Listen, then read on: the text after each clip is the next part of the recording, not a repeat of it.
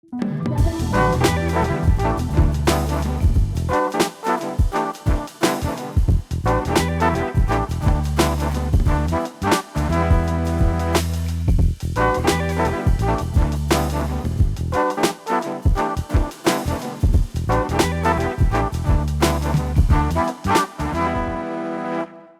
Carole Taylor. On this edition of Journal, Mayor Brad West of Port Coquitlam walks us through some of the failures we're seeing in our governments, all levels, and some of the solutions. Brought up by his mother after his father died, Brad remembers the importance to the family when she finally got a union job. Good wages, good hours. Brad went on to study at the University of Victoria before taking a job in communications with the United Steelworkers. So you can see with his personal experience, he would be a natural fit with the NDP of British Columbia, a social democratic party. So how surprising was it when last year Brad West took a swing at the NDP government by saying they were more interested in pronouns than jobs? In other words, ideology over workers. Recently, in another op-ed, the mayor elaborated, this time about how governments in general are failing and frustrating their citizens. People, he says, want results, not announcements. Service, not ribbon cutting. Based on his successful time in municipal government, elected as a councillor in 2008, the youngest mayor elected in Port Coquitlam's history in 2018, then re-elected by acclamation, meaning no one chose to run against him. Based on that alone, his ideas are worth listening to. For instance, less high school behavior in the legislature, more listening to citizens and their needs, fewer studies, more action, and stop overspending taxpayers' hard-earned dollars. Mayor Brad West joins us to outline a road to recovery, a way for politicians to regain the public trust. Back in a moment. Mayor, welcome back. Good to see you again. Good to see you. I thought your last op-ed was very interesting and touched a nerve where you were saying that how did politicians get so out of whack with what people are really thinking and needing or saying on the street? Tell me how you have been fussing about that. Well, I think it's important to understand that people experience government through results, not ideology. And I think as a mayor, you really come to understand that because people in Port Coquitlam, what they're concerned about is where the municipality is getting their garbage picked up. You know, what are the condition of our roads? Are our playgrounds new and modern, or are they old and decaying? Do we have rec centers for families to go to swim, to skate, to do whatever it is they want to do? Those aren't ideological things. You know, these are not, university-style philosophical discussions about the role of government and how big it should be or how small it should be. Concepts that are way beyond the average person's daily life. They're basic material needs, the types of things that people depend on every single day. And so that's what I hear about as a mayor. And I look at that and I look at the discussions I have with people in my community and other communities every day on those types of issues. And then I look at what happens in the provincial legislature and discussions about people's material needs seem to be almost completely absent. You know, we have a lot of theatrics. We have a lot of feigned outrage. We have a lot of controversies that are really just tempests in the teapot. And it's all about, I think, trying to keep people outraged, angry, upset, try and get little clips to put on social media, try to drive up donations. But I don't think it does a bloody thing for British Columbians in terms of improving their quality of life. And so that was sort of my motivation in trying to put together some thoughts about the need to have government centered entirely on what people require in their daily lives, what's going to make an improvement to their quality of life. and never mind the kind of social engineering, the culture war, the distractions, which I think excite maybe a small number of very, very ideological people on the extremes of both ends. But it shouldn't be what drives the discussion and the agenda in our province. I think you referred to it as sort of a high school back and forth debate, like at a low level, but high school where you try to zap somebody and they zap you back. And this person looked at me the wrong way, point of order, microaggressions, this person's attire is wrong.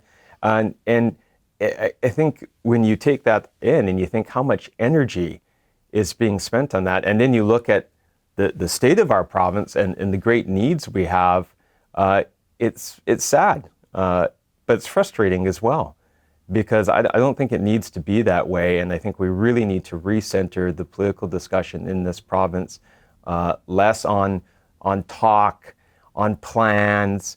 I mean, goodness gracious, British Columbia doesn't need any more plans. We need completion. We need follow through. We need execution. We need competence. This is what people, I think, are crying out for. I love your story about potholes. Yeah. How did you come to focus on potholes?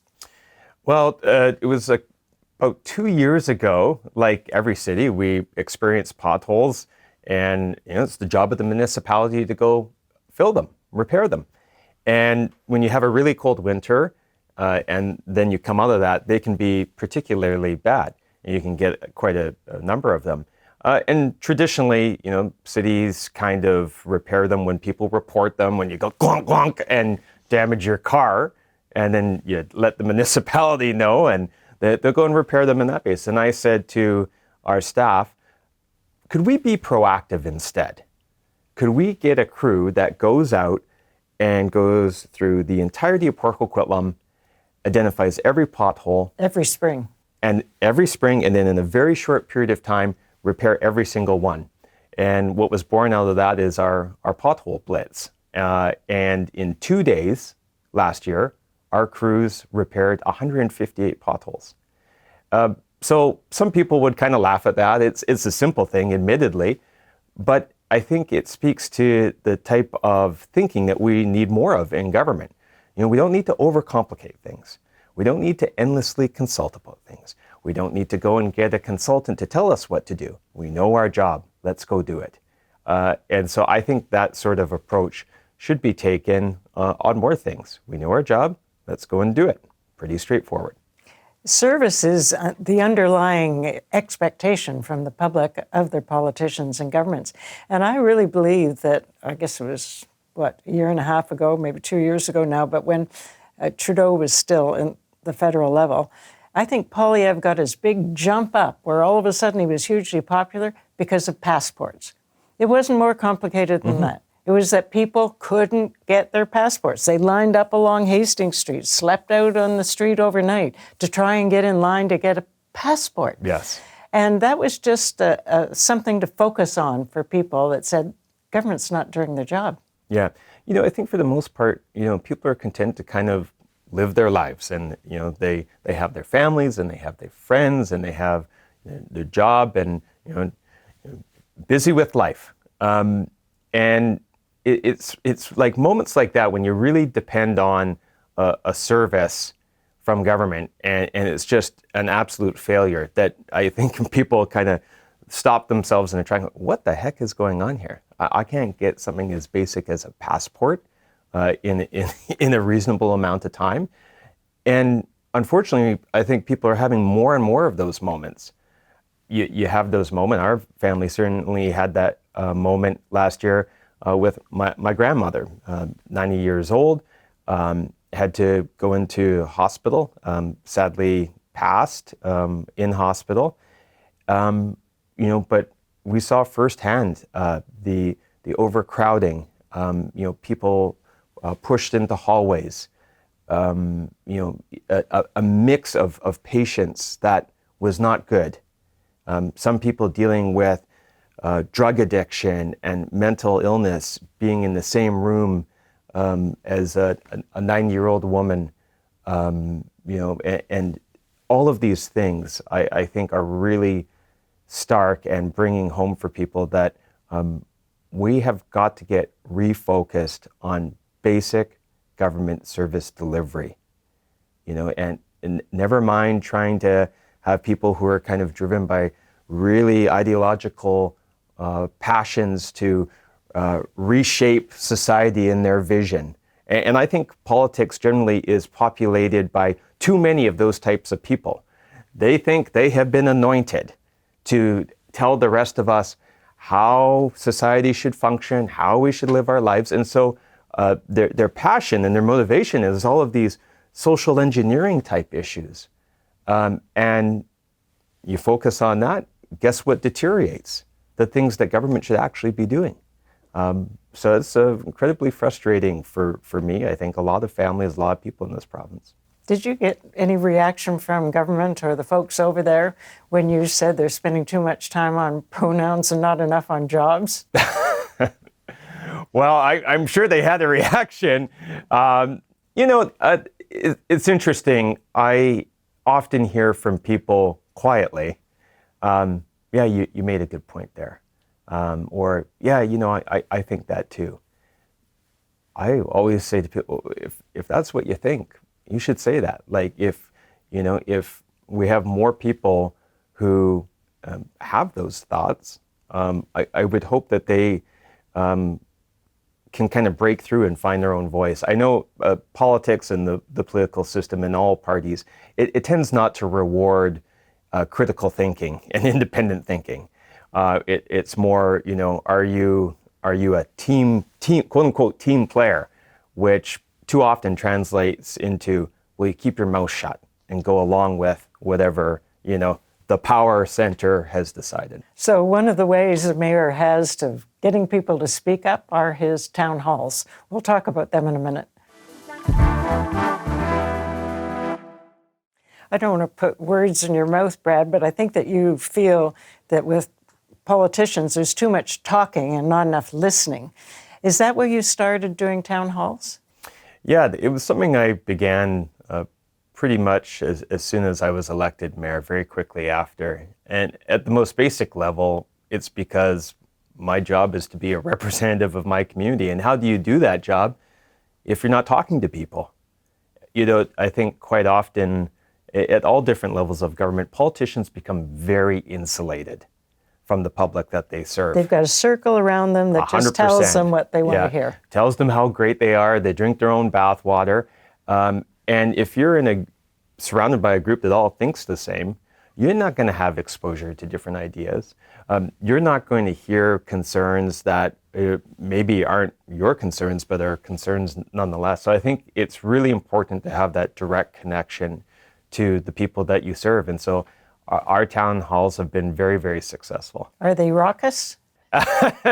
No, they're not too bad. They're quite respectful. Occasionally I have to play referee between residents who may be on opposing sides of the issue. But one of the things that I think has been most impactful about it is that it makes you realize that we are far less divided than our politics would suggest. I mean, I've had dialogue with people who, one would tell you that they're a die-in-the-wool conservative, the other is a staunch NDPer, and through discussions of issues that are, again, material things, really basic type of issues, they find that they're actually on the same page. They have the same viewpoint. And I think we need more of that in our public dialogue, in our discourse, in our province. I think part of the advent of social media has been a division between people into different segments and less exposure to real people, face-to-face dialogue. And it may be old-fashioned, but I often think that old-fashioned works. And what I've seen is you bring people together and you don't have it scripted or controlled. You just have real organic conversations. People are respectful, and although they come from different walks of life, they find out that we actually have a lot in common. And you use that as a springboard for action. If you hear them concerned about whatever it is, you say to staff. It's kind of a joke at City Hall, because whenever I do it, I'll come back to the office and I've got a list, right? Right. And we may not be able to fix everything that has been raised in that town hall meeting, but we're certainly going to have a response. We're certainly going to give it our attention.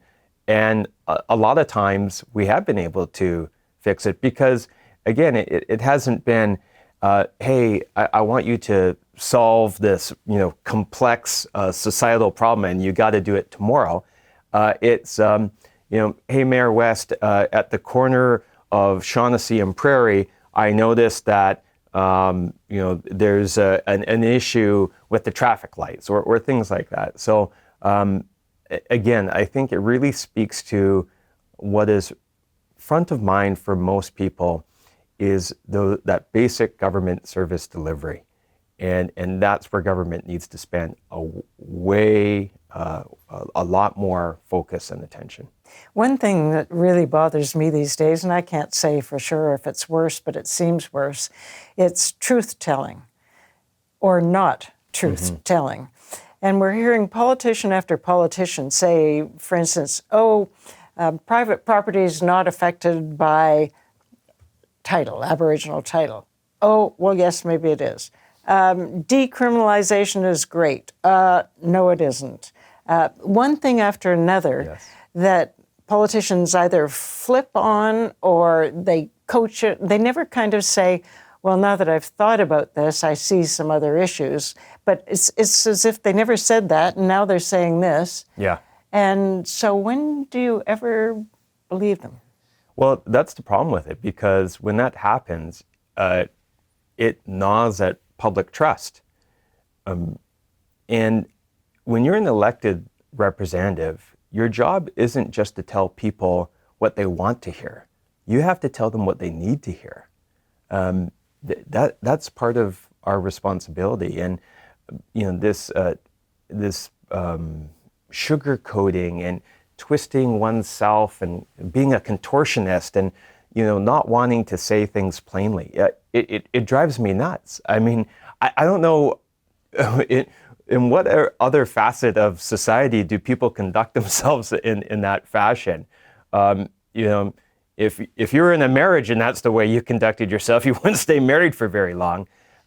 So I think we need to be more upfront with people. I also think that there's this idea that, somehow the public can't handle, I guess that you can't handle the truth, right? And so people will try and couch their words and put it in a different light. I think you just need to say it straight, say it plainly. And I think people are intelligent enough and sophisticated enough to understand. And this back and forth and, I said this, but now I'm saying this. Again, I think it just really reduces the public's trust in government. And what it does is contributes to a decline in civic participation, a decline in participation in voting, because people see that and they think, well, they're all the same, and it doesn't matter. So it's a very corrosive behavior, and we need less of it. Of course, the one that drives me nuts is, oh, yes, we're on the track for a balanced budget, and oh, our deficits are going down every year. It's just not true. Yeah. It's just not true. And you're not fooling people either. I mean, again, this is what happens, I think, when you surround yourself with political advisors who I guess they think they're quite clever by coming up with, these lines and trying to spin things in a different way, but it just doesn't work. People don't believe it, and you're making yourself look foolish. So one thing that you've done in Port Coquitlam is having control of the budget, control of the increases. That's job number one. So how do you do that if nobody else can do that? Well, it certainly is part of what we talked about earlier. You stay focused on your responsibilities. I mean, we get approached like every city and government, by all sorts of different groups that have ideas about, well, you should go and spend money here and you should go and spend money there. And some of them are good ideas, but we're never going to have enough money for every good idea that exists out there. So where do you focus your resources? Well, you focus it on what you're actually responsible for. So you do that, and right off the top, you're already going to be further ahead. So our city, we didn't jump on board as some cities did by taking property taxation and putting it into a lawsuit to try and sue big oil companies. Not a municipal responsibility, right? And so we're not doing it. It's one small example. There's many, but staying focused on your core responsibilities sets you up already, and being able to pivot and to adapt. So the municipality, like any organization, over a period of time, you accumulate a way of doing things. And 30 years ago, we may have brought in a program and a staffing complement and resources because there was an issue that we want dealt with. But 30 years later, it may not have the same resonance. And very rarely, I think, does government ever pause and say, okay, should we keep doing everything that we're currently doing, or should we adapt and transition folks who are doing one thing into something that's a new priority? And I'll give you a very quick example of it. I think you might have to tell me next time you come. I'd be happy to. Congratulations. Port Coquitlam is a standout in terms of how well the city is doing. And thank you for your honesty on all these issues. Thank you very much for having me. Back in a moment. I often wonder why, when so many people say the same thing, stop calling each other names and get on with doing the work, that so few politicians listen. Social media clicks can be blamed for some of it, but at the end of their public career, and it will come to an end, is that really a satisfying way to have spent your professional life? I scored this many hits or gotchas? I think not. Let me know your thoughts on YouTube. Till next time, I'm Carole Taylor.